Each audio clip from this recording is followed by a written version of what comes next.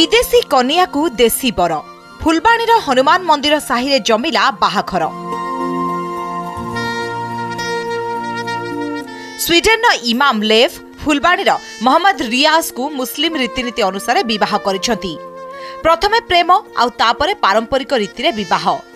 उभय परिवार लोके विवाह रे शामिल होई नव दंपति को आशीर्वाद देइछंती।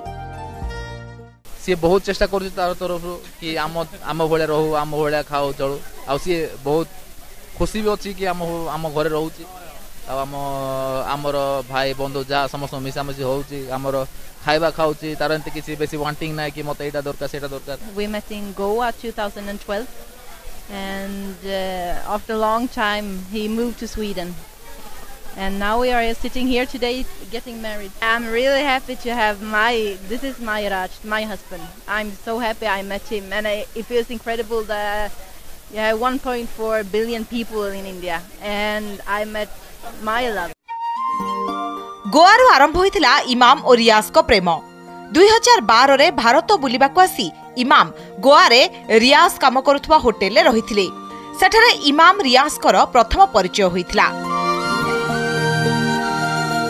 बंधुतारु क्रमे दुई जनक मध्यरे गढ़ी उठितिला प्रेम संपर्क। और रियाज को प्रस्ताव रे स्वीडन छाड़ी विवाह करिबाकु परिवार सह भारत चली आस्तिले इमाम।